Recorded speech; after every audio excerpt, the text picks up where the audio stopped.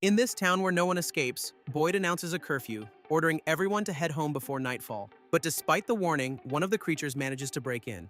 Then the next morning, Boyd, the town's leader, and his assistant Kenny discover the gruesome remains of a mother and daughter. Boyd is furious with Frank, who was supposed to be protecting his family but had been at the bar getting drunk due to his alcohol issues. At the same time, we meet the Matthews family, who find a tree blocking the road. They have no choice but to turn around and head back to the town. So Jim asks Boyd for directions to the main road since they've gotten lost, and Boyd tells him to just keep going straight until they see it. The family follows the road, but they keep circling back to the town as if they're stuck in a loop. Suddenly, another car appears on the road and they crash. Then, one of the people from the other car heads into the town for help, and Boyd goes to meet him, meeting the other survivor, a man named Jade, and helps the Matthews family out of their wrecked van. However, little Ethan has to stay behind since he needs surgery on his leg after being injured by a metal rod. Christy, the town doctor, confirms that she can operate, but it will take a couple of hours. With night falling, Boyd offers to stay with them at the van, protecting them with a talisman. So, Jim will stay with his son while his wife, Tabitha, and daughter Julie head back to the town with the others. Meanwhile, the other accident victim is in the infirmary with Sarah, who's tending to him, when suddenly she stabs him and ends his life. That night, Christy performs the surgery, while Jim starts hearing voices outside the van calling for help. Boyd tries to calm him down, explaining that the voices aren't real, and that the talisman will keep the creatures from entering the van or anywhere else it's placed. Elsewhere, the rest of the group is running to the colony house, being stalked by the creatures. Donna, the leader of the colony, decides to let them in, but ties up the mother and daughter to figure out what's going on in the town. Donna explains that she arrived 3 years ago after seeing the tree in the middle of the road. When her sister decided to step out of the car because they kept driving in circles, the creatures tore her apart. It turns out that everyone in the town got trapped the same way, and every now and then, new people show up and they have to explain how things work. Donna says that when night falls, human-like creatures roam the streets, and if they find you, they end your life. She explains that the townspeople would hide in shelters until Boyd found stones that seemed to scare the monsters away. They live off what they grow, and sometimes animals mysteriously appear. Meanwhile, Sarah hears voices telling her what to do, so she leaves the infirmary door open to let the creatures in and take care of Kenny's father. She later tells her brother Nathan what she's done, revealing that the voices want her to take care of the new arrivals. The next morning, after Ethan's surgery, the Matthews family settles into the colony house, where Ethan spots a boy dressed in white. At the same time, the others learn about what happened in the infirmary, leaving them devastated. Later, Boyd prepares to lock Frank in a box, where he'll be left to be attacked by the creatures overnight. This is the punishment for anyone who causes another person to fall victim to the monsters. But Boyd doesn't want any more lives lost in the town.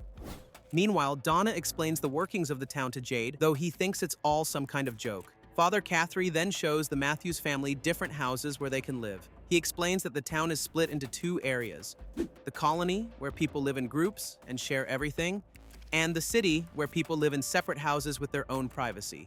Ethan, on his side, begins to walk with the help of Ellis, Boyd's son, and Fatima, his girlfriend, teaches Julie how to get by in this place. Later, Ethan meets a man named Victor, who is investigating the trees since sometimes they move. Soon after, they decide to hold a meeting to figure out where the Matthews family will live. They prefer to stay in a private house except for Julie, who wants to stay in the colony. Then, Boyd decides to forgive Frank's punishment, but Frank chooses to get in the box and pass away with his family, while Jade still thinks this is all some game. But that night, the monsters take care of Frank. So, the next morning, Ethan and Jim head to the town's restaurant for breakfast, where they run into Victor. Victor tells the little boy that the trees have moved, and he's also seen the boy in white. So, the two head into the woods to find the boy, and Victor shows Ethan trees with holes that act as teleportation portals. Then, Tabitha and Jim realize that Ethan has gone missing, and they find some dogs that try to attack them. But Victor saves them. He remembers seeing those same dogs with the boy in white the day he first arrived in town. Later, Sarah notices strange letters appearing on her arm, telling her she must get rid of the boy if she wants everything to end. She collapses, and they rush her back to the infirmary, where Christy hears Sarah saying she wants to get rid of someone. At the same time, Nathan decides to go to Father Cathry to tell him what's happening with Sarah, and they rush to protect the Matthews family, while Boyd speaks to his wife's grave, unsure if he should go into the forest looking for answers. At that moment, Sarah takes Ethan and Tabitha to see the animals, locking the mother in the barn, determined to deal with Ethan. Just then, Nathan arrives to confront her, but Sarah ends up taking Nathan down instead. So, when the town learns about this, Father Cathry claims that the girl has escaped, and we see that he's hidden her in the church to protect the other townsfolk. Sarah explains that the voices have revealed things about the town to her, though Cathry doesn't believe her, until she draws something he recognizes from his past. Soon after, Boyd decides to go into the forest alone to figure out how to escape, but Kenny disagrees. Then Boyd explains that he has Parkinson's and doesn't have much time left to be useful to the town. Meanwhile, back at the Matthews house, Jim and Jade realize that the town's wiring is empty, so they use the car's cables to try to communicate through the radio, managing to pick up some static noise. Later, Tabitha finds a bracelet at the restaurant that catches her attention because it's identical to the one Jim lost a long time ago. And when she gets home, she starts banging on the walls, following the cables to figure out their origin. Meanwhile, Jade starts drawing a symbol he saw when he first arrived in town, and Miss Chen, Kenny's mother, gives him a notebook she found, which also has the same symbol in it. Father Cathry, on his side, confesses to Boyd that he's been hiding Sarah and believes she's the key to figuring out how to escape. So Boyd thinks the best course of action is to take her into the forest. But that night, a boy from the colony is convinced by a monster to let it in, leading to more people losing their lives. Julie is saved by Victor, who tells her they need to get out of there. They head into the forest, entering through a hole in a tree that teleports them to a cave, while the people from the colony reach the police station. Unfortunately, Father Cathry doesn't make it, and the next morning, Julie tells her parents about what happened with Victor. Suddenly, Jade arrives, explaining that he found a picture of a young Victor in the notebook. He concludes that Victor is hiding something, so he and Jim decide to tell the town what they discovered with the radio. There, they ask for help to build a tower to get a stronger signal. Later, Boyd sneaks off into the forest with Sarah.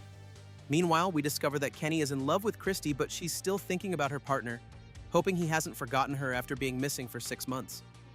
Back with the explorers, they come across a tree with bottles hanging from it. Suddenly, Sarah hears a voice calling her Fish Man, and when she tells Boyd, he's shocked, because that's what his wife used to call him. That's when we find out that he had to shoot her when she went mad in the town and almost took their son's life. So that night, they camp out in a tent and are suddenly blinded by a bright light. But when they step outside, they see webs surrounding them, and Boyd starts having hallucinations of his wife. Back in the town, they manage to set up the tower on the colony house's roof, connecting it to the car batteries with all the cables they could gather. However, there's no response on the other end, and a major storm is approaching, even though Jim insists on trying again before the rain hits. Suddenly, a voice comes through the radio saying that Tabitha shouldn't be digging a hole at her house. Then Jim runs to check on her, but Tabitha has fallen into a dark tunnel. There, Victor finds her and tells her to come with him to be safe, and Tabitha notices the symbols Jade had seen on the walls. Now in the forest, the boy in white appears in front of Sarah, ordering her to enter the hole in the tree. As she passes through, Boyd finds himself trapped in a dark hole.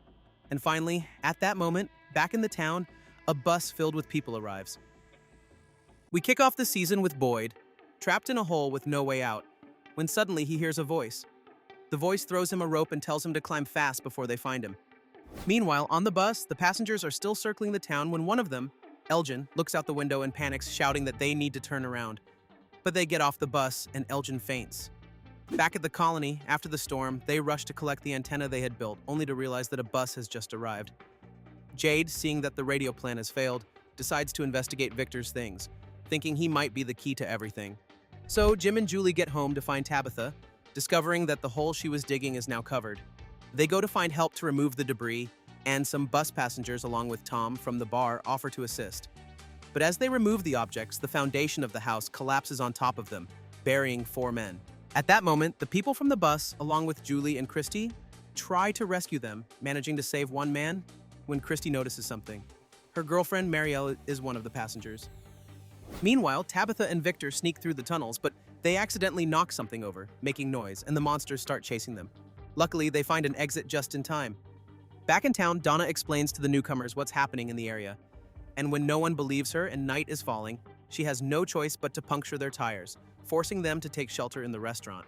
However, some manage to get away. So, they decide to cover the collapsed house with the men inside to hide them from the creatures, while Boyd manages to escape the hole, finding an old man named Martin, in bad shape and tied to a wall.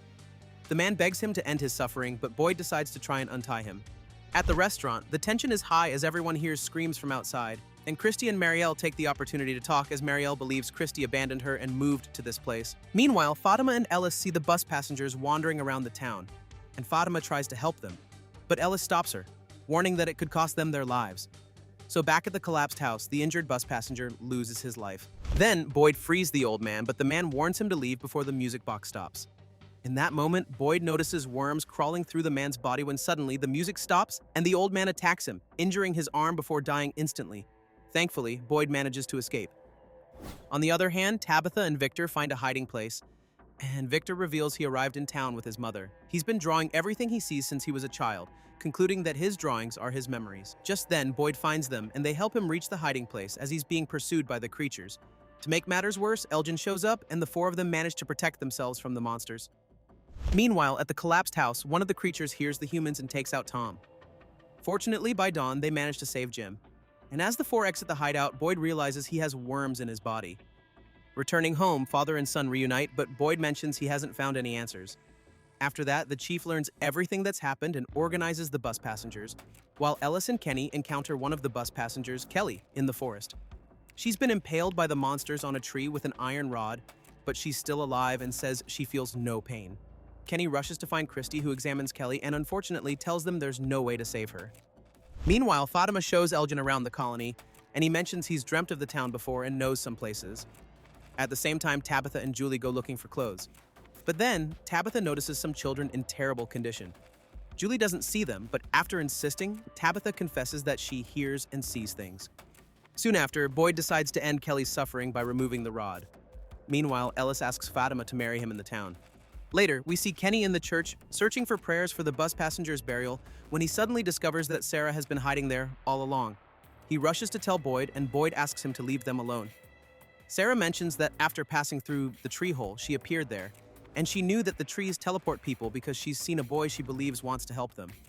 In that moment, Boyd realizes that Sarah is important, though Kenny wants her to be locked away in the box. On the other hand, Jim tells Tabitha he heard a voice on the radio, so he thinks someone is watching them, and Donna says she also heard it but wants to keep it hidden until she has another plan. Then we see chaos at the colony with a bus passenger named Randall being a bully, so Donna kicks him out, forcing him to live on the bus with the talisman.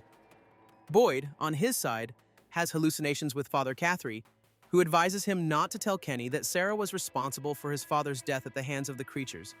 However, Sarah confesses to Kenny that she left the infirmary door open, and the boy demands that Sarah be locked in the box, enraged at Boyd for keeping it a secret. So, the town finds out about Sarah, and Victor goes to see Jade, telling him he'll share what he knows if Jade plays a song on the violin. He reveals that the symbols Jade has been hallucinating are the same ones Christopher, a former resident of the town, saw before resulting in the loss of everyone, except for Victor. Back with Sarah, she apologizes to Miss Chen, and Kenny threatens her, still wanting to lock her in the box. Meanwhile, Tilly, another bus passenger, visits the infirmary, giving Christy morphine due to her illness and telling her about Sarah. And Tabitha is attacked in her hallucinations by some children, but Jade finds her just in time. At the same time, Boyd goes to the church, finding a music box and a dancer that attacks him with worms. But soon, we realize he was passed out in Miss Chen's restaurant, and Kenny takes him to the infirmary. There, we see the girls arguing because Christy discovered that Marielle has relapsed into substance abuse, stealing morphine bottles from Tilly. Meanwhile, Boyd takes the opportunity to tell Kenny that he has worms in his body, and when they arrive, he tells Christy everything that happened with the old man. Back at the colony, they need to start rationing food, which leads to a confrontation in which Ellis is stabbed. So, Fatima and Elgin decide to take him to the infirmary, even though night has already fallen. There, Christy confirms that Ellis needs a blood transfusion, but Boyd refuses to give him his own blood due to the worms. However, Boyd comes up with an idea. He leaves the infirmary, making the creatures chase him, and cuts his hand while attacking one of them. Then, he mixes their blood, transferring the worms inside him. And suddenly, the monster begins to convulse. As the other creatures watch in horror, Boyd takes the opportunity to escape, and the transfusion begins with Ellis.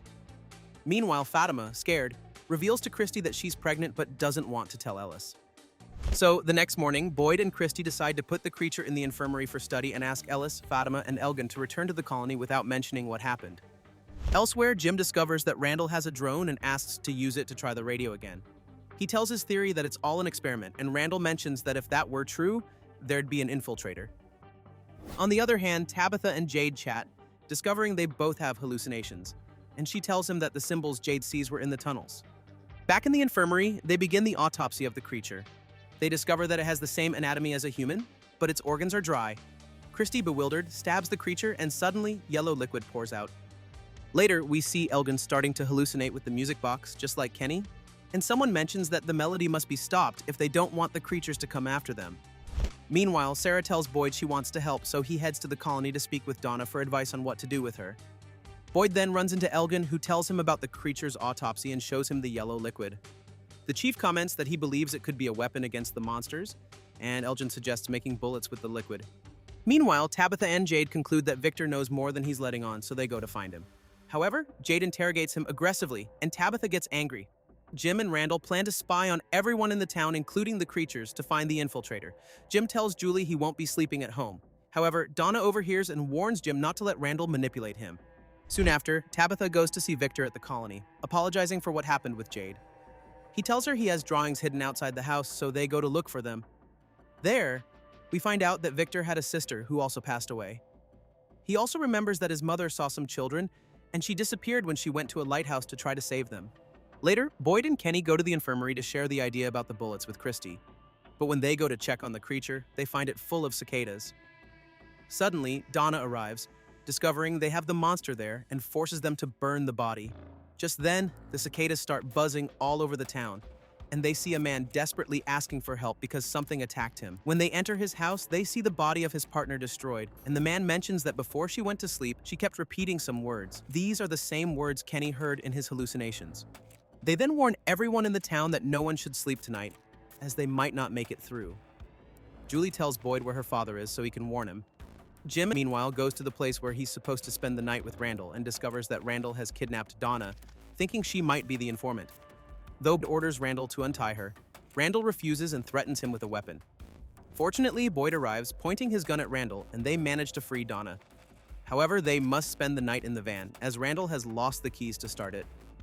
During the night, the rest of the Matthews family takes refuge at Mrs. Chen's house, along with Jade and Victor, who has brought all of his drawings. There, Jade notices that the places he's drawn actually exist in the town. Meanwhile, Kenny makes sure Sarah doesn't fall asleep during the night. Sarah comments that her brother was afraid of cicadas, concluding that this place amplifies all their fears. Back at the van, the creatures are heading toward them when suddenly they stop and stare at them. Music can be heard, but it's coming from the radio. Overwhelmed, Randall decides to break a window to escape. Everyone runs out of the vehicle as they are no longer safe, and Boyd takes the opportunity to use the liquid in his bullets. However, it seems like the creatures are unaffected. They decide to search for the lost keys in the woods and flee, leaving Randall behind, who has been attacked by the cicadas. The three of them arrive at the colony where Marielle is having a breakdown, wanting to leave the house. They decide to tie her to the bed. But at that moment, Marielle sees cicadas attacking her. When Christy tries to help her, she can't see the insects and doesn't know what to do.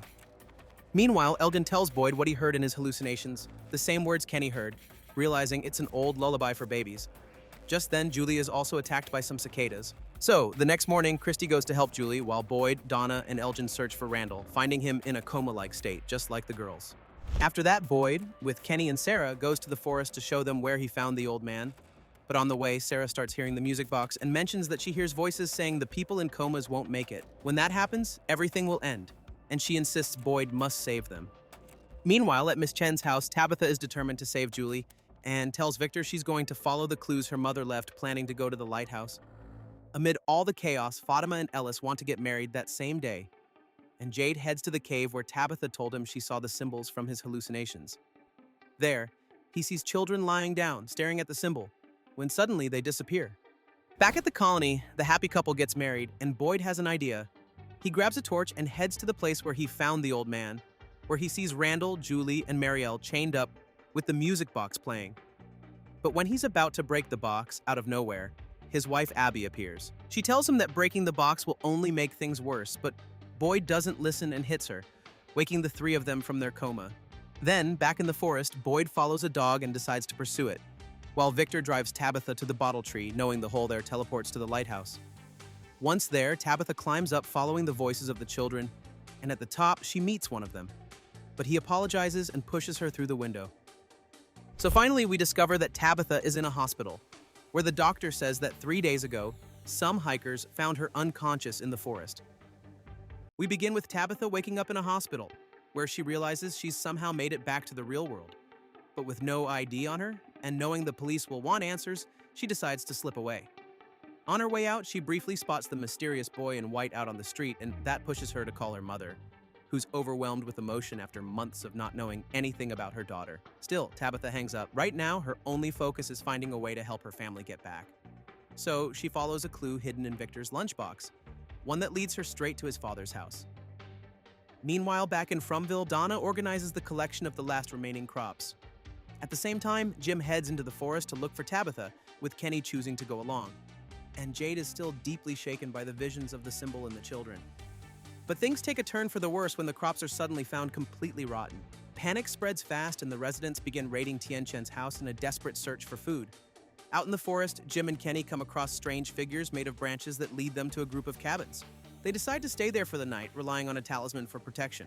Back in town, with the food crisis escalating, Donna, Boyd, and Tian-Chen consider extreme measures, even sacrificing animals. But that night, the creatures release the livestock and break into the barn. Despite Boyd and Tian-Chen trying to handle the situation, they're overpowered.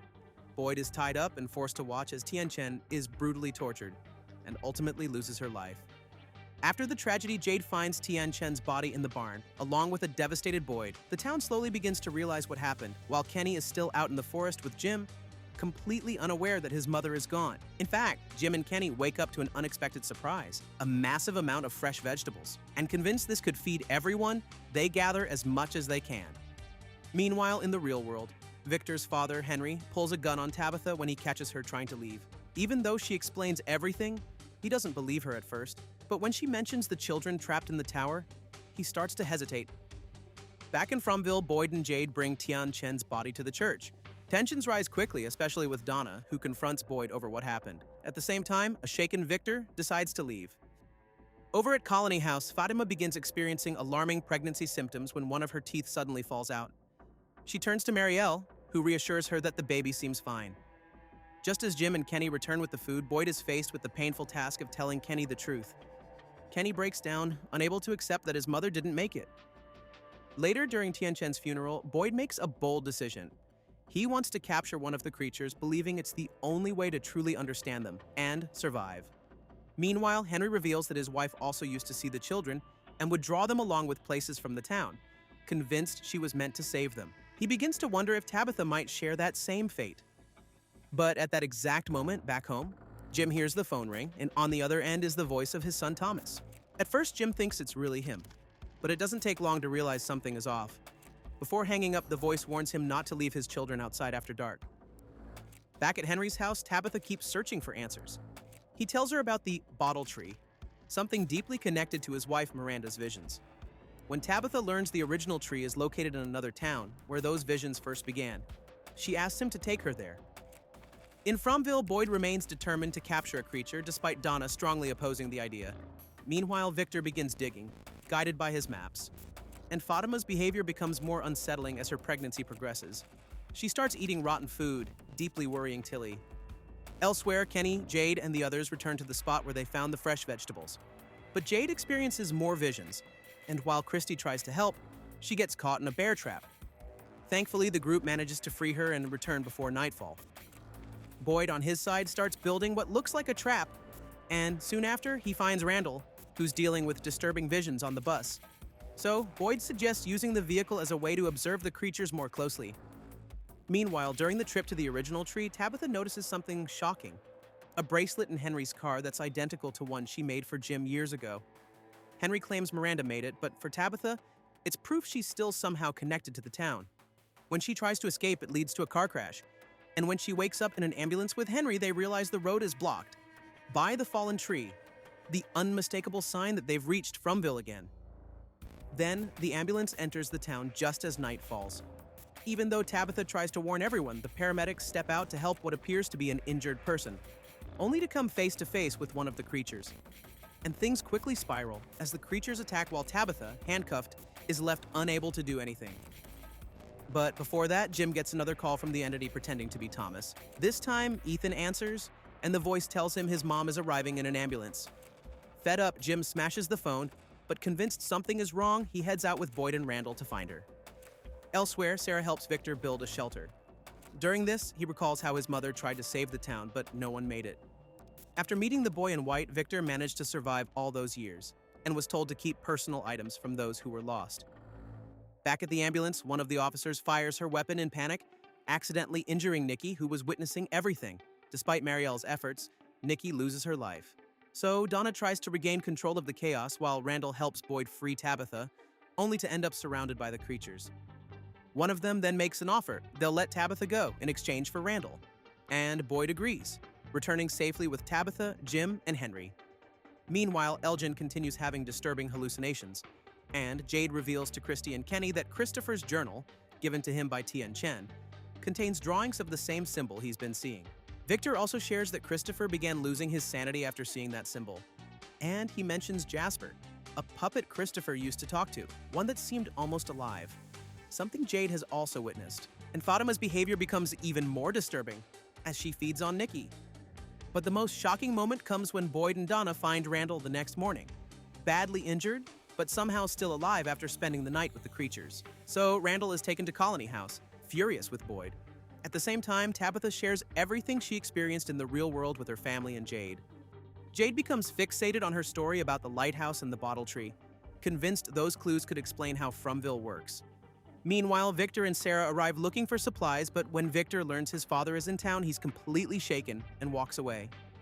Later, at the diner, the townspeople bombard Tabitha with questions about the outside world. But tension rises when some accuse her of not trying hard enough to get help. Elsewhere, Julie and Elgin bond over their shared trauma, and he opens up about his visions.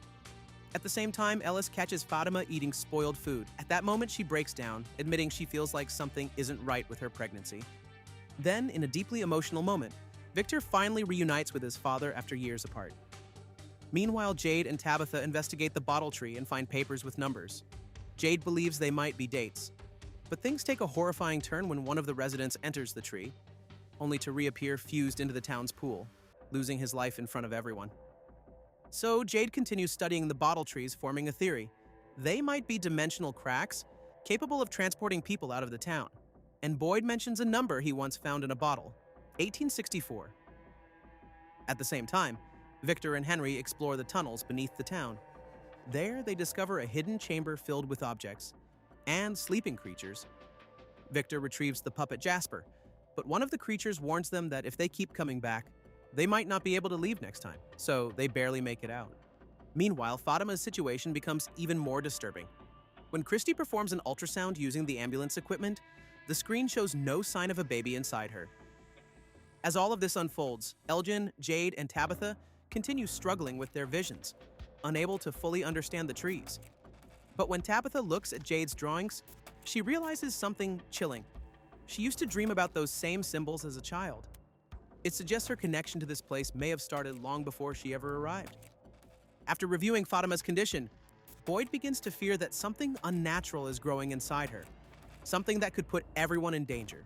Meanwhile, Julie and Randall grow closer while spending time away from town. But Randall begins having new hallucinations involving cicadas, forcing him to stay away from the area where they were once trapped. Elgin, on the other hand, discovers a clue through his camera that leads him to an abandoned bunker where he finds a body. There, the kimono woman appears again, telling him she can help him return home. At the same time, Fatima's condition worsens. Her body starts rejecting food, and she feels an uncontrollable urge to consume decaying things. Eventually, she loses control, and during an encounter with Tilly in the greenhouse, she stabs her. Ellis witnesses everything and, horrified, decides to tell Boyd the truth. So, to prevent the town from finding out it was her, Boyd takes Fatima to a remote cabin in the forest while he figures out what to do. When Tilly's body is discovered, Acosta and Kenny begin investigating, though Donna soon uncovers the truth. Meanwhile, Tabitha helps Victor remember something important. Before Christopher disappeared, he used to talk to the boy in white at the church. According to what he learned, the children of Fromville were taken by adults they trusted, and from that, they created the network of trees as a symbol of hope. At the same time, Julie feels drawn once again to the ruins. After passing through an arch, she enters a space where she seems to witness past events, including the moment Boyd met Martin. Then it's revealed that she was the one who threw the rope to help him. Eventually, they manage to bring her back. Fatima also begins seeing the kimono woman, while Elgin finds a photograph tied to blood and starts behaving strangely. He leads Fatima to the bunker, convincing her to go inside. There, he tells her the baby isn't hers, and leaves her locked in. So, when Boyd and Ellis realize Fatima is missing, they rush into the forest, desperate to find her before anyone else does. During the search, Boyd suffers a severe episode from his tremors and finally admits to Ellis that he has Parkinson's. Meanwhile, Sarah starts hearing voices again, warning her they won't find Fatima in time. Then, Donna chooses to protect her, telling the town she was taken, and organizes a search. Victor, overwhelmed, tries to destroy the bottle tree, blaming it for his mother's disappearance. But the boy in white stops him, saying the tree has a purpose, and that it's up to the people to uncover the answers. Soon after, Victor heads to the bunker, unaware that Fatima is already there, along with Tabitha and Julie, who are guided by the children. At that moment, Tabitha touches Victor and experiences a vision from the past. She sees Miranda trying to reach the faraway tree to save the children, but she loses her life at the hands of a creature. That's when Tabitha realizes they're connected. On the other hand, Ellis begins to suspect Elgin is involved in Fatima's disappearance, especially because of the way he talks. Sarah also hints that he might be hearing the same voices that once manipulated her. So Boyd and Ellis confront him.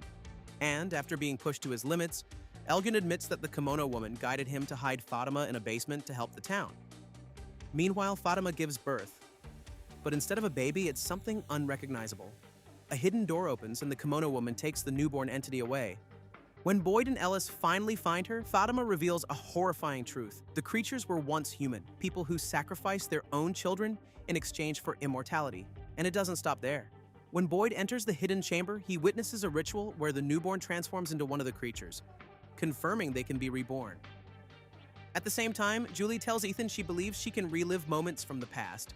Ethan suggests she might be a story walker, like in the story he always reads. Someone who can travel through time but can't change what's already happened. Meanwhile, Jade and Tabitha finally uncover the meaning behind the numbers in the bottle tree, thanks to Jim. They're musical notes that trigger memories. Then the children appear, and both Tabitha and Jade remember the truth.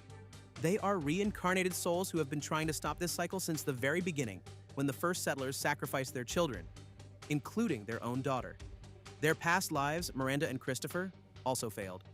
Now they have to break this cycle once and for all. So Tabitha explains everything to Jim before stepping away to process it. But suddenly a future version of Julie appears, trying to warn him about something. And then, out of nowhere, a mysterious man in yellow shows up, telling Jim that Tabitha should never have dug that hole. And right in front of Julie, Jim loses his life. Thanks for watching. Subscribe for more recaps and comment below what story you want me to cover next. See you in the next video.